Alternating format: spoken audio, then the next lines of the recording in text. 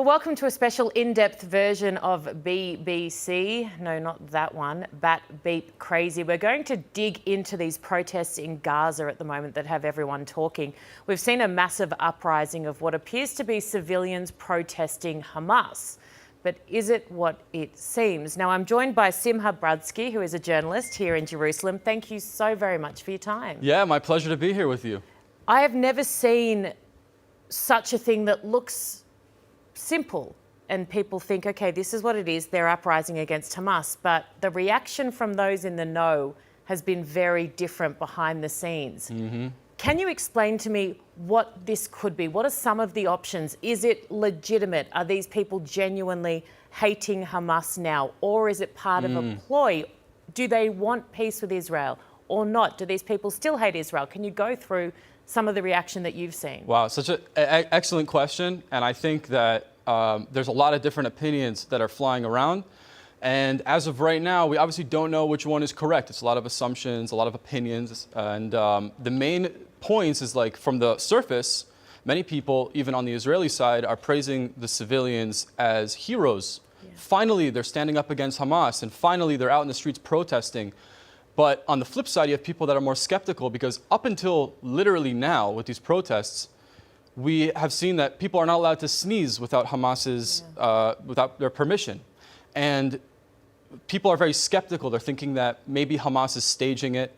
Maybe it's another group that's attempting to take over control. Like we've seen in Syria, that can sometimes be worse. Exactly. Or another alternative is that Hamas doesn't necessarily allow it, but there's tons of cameras. Maybe it slipped through the media cracks, and now you've got tons of people in the streets, and Hamas can't do anything about it because everything is, being photographed and videoed, and Hamas can't just start spraying down people with bullets like we've seen people do in the past when they've stolen flour from the aid, or you have bags that are marked with do not resell or not for resale on the UNRWA aid that's being sent into Gaza, and we've seen people killed because they've attempted to take it, or they're mad at Hamas because Hamas is attempting to resell these things. And so it could be two things simultaneously. It could be that they are mad at Hamas, but that doesn't mean that they're now pro-Israel. Yeah.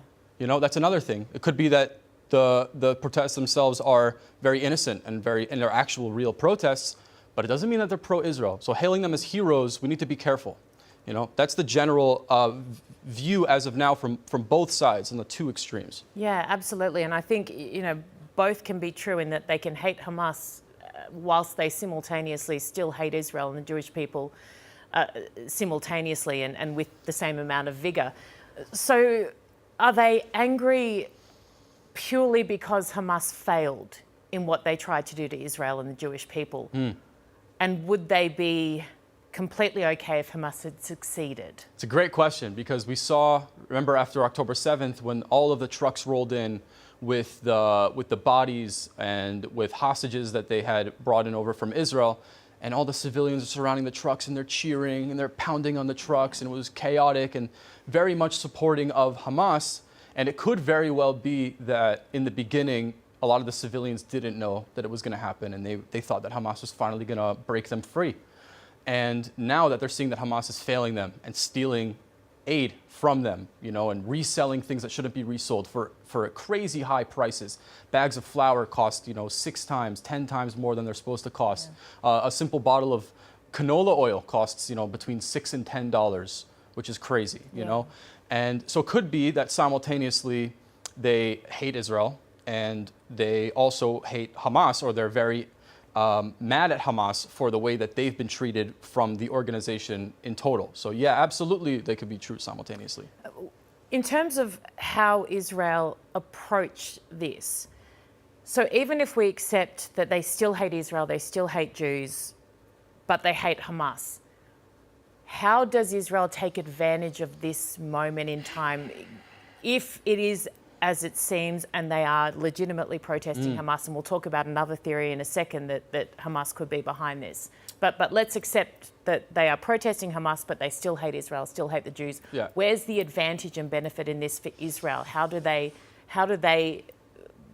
take advantage of this? So another really good question, and I think, again, this is just my personal opinion, because now we're getting analytical here, but generally, I would think that it does give a little bit of credit to the possibility of installing a new power organization in the Gaza Strip.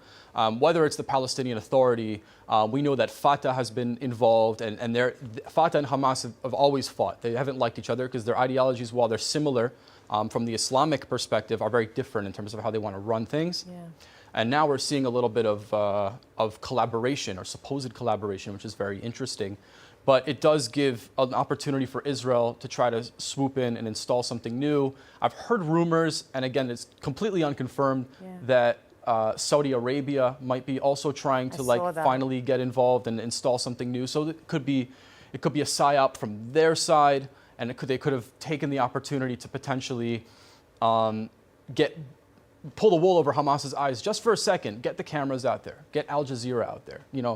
Now we can't kill civilians or stop civilians, while Hamas has to say something along the lines of, well, no, we're democratic. We allow protests, and that's another thing that, wow, Hamas isn't as bad as we thought they were. Look, they're allowing all these people to protest. So I think it's a lot of mix of different things.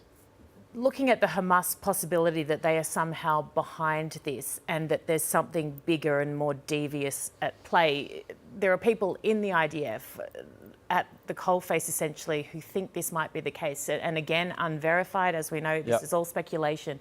But can you share some of that with me? Absolutely. So I was speaking to someone who's directly connected with people in the Maglan unit, which is a special forces unit that has been stationed in Gaza. There are a lot of the outposts that are there, and they routinely conduct operations in Gaza. Also, someone who's worked very closely with the Ministry of Defense.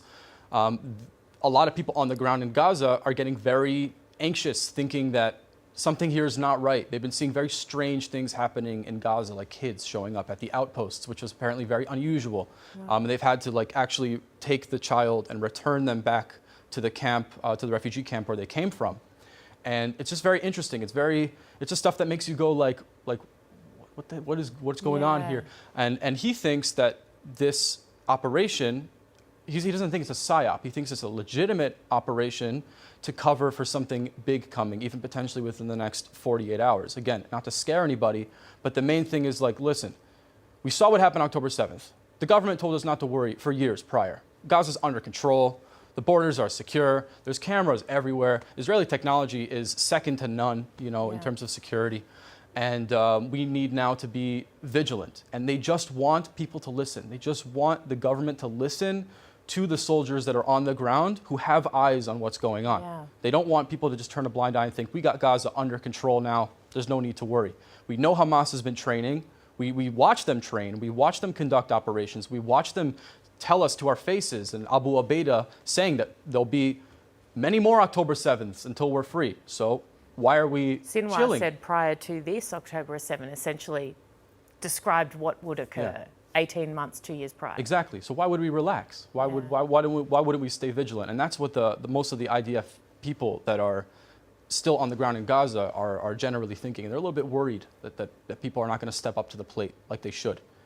Yeah, I guess there's this fear that this level of complacency might set in amongst Israelis and the Jewish community, where they think, oh, finally there's this uprising we've been waiting for. But it could be something else completely, and you cannot underestimate Hamas. You cannot think they are silly or stupid. Have you seen that yourself even over the recent year? Things have sort of chilled out. Have you noticed that for yourself? I think absolutely. I think it happens in any circumstance, doesn't it? When people just become used to the status quo and things become quite repetitive. And I think you relax, you get yourself into this lull, and it's in any kind of environment, whether it's a physical war with soldiers, whether it's a war online with information, with space. I look at even people on an individual basis who would fight day in, day out, calling out everything, have suddenly just stopped a little bit now because they feel a little bit more relaxed. We're having ceasefire. I don't think we're at the stage where any of us can take our foot off the pedal even for a second. And I think, having watched all of the raw vision of October 7, having seen the faces of the people who committed the worst atrocities I've ever seen, filmed it, etc. Seeing their reaction, seeing the joy they derived from the most heinous acts possible is a new level of depravity that I'd never experienced or seen. And so having seen that, there is no way in hell I could ever not think the very, very worst of Hamas and ever underestimate their capability. Absolutely. And I think that's important for people to remember. Yeah. Wow. Thank you so much. You're incredible. I'm so grateful for you to join me. And how can my viewers watch you here? Well, you can find us at jfeed.com, which is our main site where we post everything. You catch me every morning, Eastern Standard Time at 8 a.m. for my morning show about what happened over the course of the night while you were sleeping. You know, Amazing. most of the Western world was sleeping. You said something to me earlier, which I mean must be so rare, as in you just give people the facts. You don't try and weave your own narrative in. No, I think you would never get a job. Yeah, the at BBC, news not giving you their opinions. Or the CNN, oh, wow. You'd never get a job. Yeah, I think people tend to downplay the viewer and to make them and to tell them that, no, you're not so intelligent. Let me tell you what's going on. Okay, right? this is a segment of a show that I recorded just before I left the hotel. And exactly what you said, I was talking about the BBC trying to get an anti-Netanyahu critic to come on and talk about their coverage, and they're a news program. And I said exactly that. I said, don't you trust your audience to be intelligent enough? If you're right, the way you feel is right, to give them the facts and be confident they'll reach the same conclusion? No, you're not. No. It's offensive to your viewers that you don't think you can present them with information and they can come to... People are intelligent. They people are, know, inherently so. People know how to come to their own conclusions, and we should give that to the viewer a little bit more. Absolutely. Give them that opportunity to decide what they want. Even if we disagree with it, allow them to come to their own place. Yeah. Yep. You're amazing. Thank you so much for joining me. It's been an absolute pleasure. Catch you next time. Thank you. Yeah.